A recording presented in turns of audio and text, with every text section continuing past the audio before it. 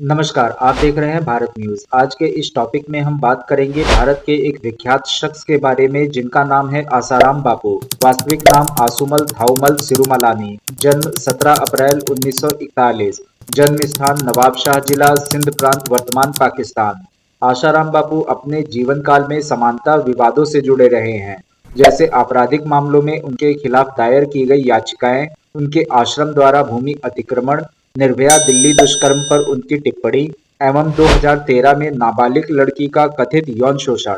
उन पर लगे आरोपों की आंच उनके बेटे नारायण साईं तक भी पहुंची। आसाराम खुद को भगवान बताते थे और उनके भक्त उन्हें बापू कहकर बुलाते थे।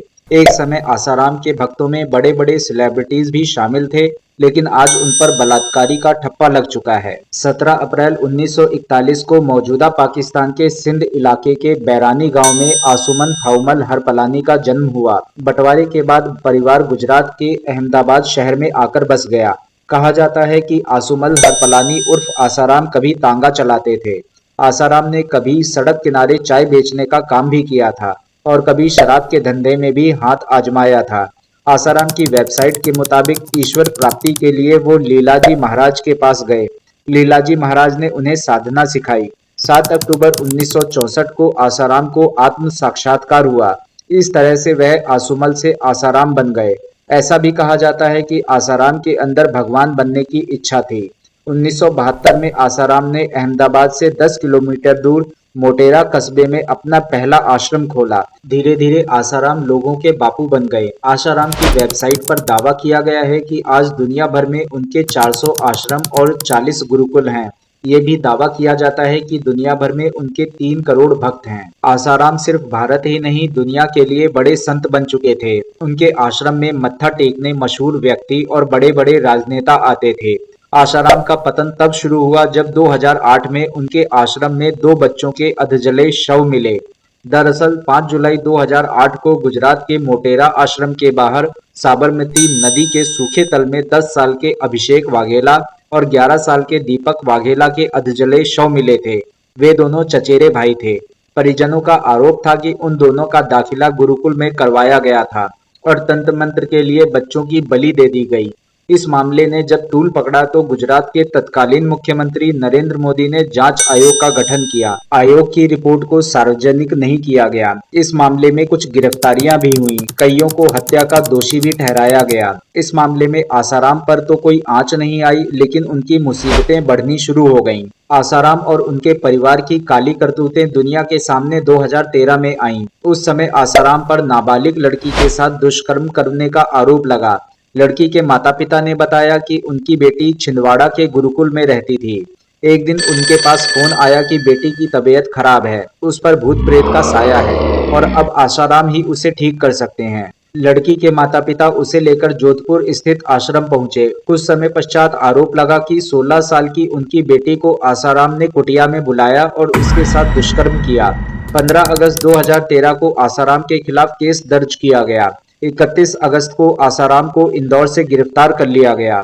नाबालिग लड़की से दुष्कर्म का मामला सामने आने के कुछ ही महीनों बाद 2 बहनों ने भी केस दर्ज करवाया। एक बहन ने आसाराम पर तो दूसरी ने नारायण साईं के खिलाफ केस दर्ज करवाया। दोनों बहनों ने दुष्कर्म, अप्राकृतिक यौन संबंध और अवैध तरीके से बंधक बनाने का आरोप लगाया। बहनों का आरोप था कि आसाराम और उसके बेटे नारायण साईं ने 2001 से 2006 के बीच उनका दुष्कर्म किया। इस मामले में आसाराम की पत्नी लक्ष्मी और बेटी भारती को भी आरोपी बनाया गया। एक बहन ने सूरत में नारायण साईं के खिलाफ तो दूसरी ने अहमदाबाद में आसाराम के खिलाफ केस दर्ज करवाया था।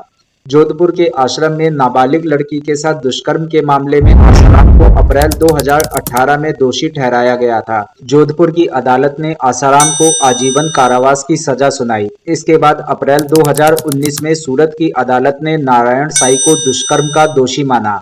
नारायण साईं को आजीवन कारावास की सजा सुनाई गई।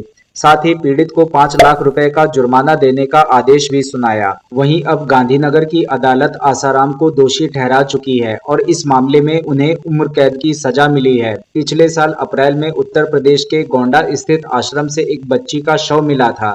यह शव कार में रखा था। बच्ची की उम्र 13 से 14 साल थी। जिस बच्ची का शव मिला था वह कई दिनों से लापता थी।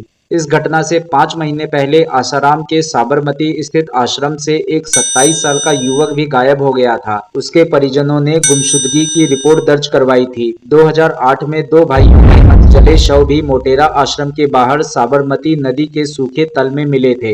2013 में आसाराम की एक अनुयायी सुधा पटेल ने एक इंटरव्यू दिया था, जिसमें उसने आसाराम के आश्रम की काली करतूतों के बारे में बताया था। सुधा पटेल आसाराम के मोटेरा आश्रम में 1986 में जुड़ी थीं। सुधा पटेल ने दावा किया था कि आश्रम में 2 महिलाओं का कोड नेम रखा गया था। एक का नाम हेडल और दूसरी का बंगला था। गुजराती में हेडल का मतलब मोरनी होता है। सुधा पटेल ने दावा किया था कि उन दोनों महिलाओं का काम आश्रम में आने वाली युवा लड़कियों पर ध्यान देना था। सुधा के मुताबिक आसाराम को जो लड़की पसंद आती थी, उसके ऊपर वह फल या कैंडी फेंक देते थे। इसका मतलब यह होता था कि लड़की को राजी किया जाए। सुधा का कहना था कि ऐसा बहुत ही कम होता था कि जब कोई लड़की विरोध करती थी। उल्टा ज्यादातर लड़कियां और उनके परिजन तो यही मानते थे कि उनके ऊपर भगवान की विशेष कृपा है। इतना ही नहीं, कभी कभी तो लड़कियां इस बात पर भी बहस करती थीं कि आज आश्रम की कुटिया में कौन जाएगा। आसाराम ने दिल्ली गैंगरेप मामले पर भी विवादास्पद बयान दिया था। उन्होंने घटना की शिकार महिला को बलात्कार के लिए समान रूप से जिम्मेदार ठहराया था। उनका कहना था, केवल 5 से 6 लोग जिम्मेदार नहीं हो सकते हैं। पीड़ित बेटी उतनी ही गुनहगार है जितने की बलात्कारी। उसे अपराधियों को भाई कहना चाहिए था और उनसे कुछ अनुचित न करने की भीख मांगनी चाहिए थी। इतना ही नहीं, उन्होंने अपने बाद के बयानों में आरोपियों को कड़ी सजा न दिए जाने की बात कही। उनका कहना है कि इस तरह से बलात्कार संबंधी कानूनों का दुरुपयोग हो सकता है। अपनी बात को सही साबित करने के लिए उनका तर्क था कि क्या देश में दहेज कानून का दुरुपयोग नहीं हो रहा है। बाद में जब मीडिया में उनके बयानों की तीखी आलोचना की गई, तो उन्होंने मीडिया को भौंकने वाले कुत्ते करार दिया। आसाराम और उनके द्वारा किए गए कथित अनुचित कृत्यों पर आप लोगों की क्या टिप्पणी है, कमेंट करके हमें अवश्य बताएं। देश दुनिया की अन्य खबरों को जानने के लिए देखते रहिए भारत न्यूज।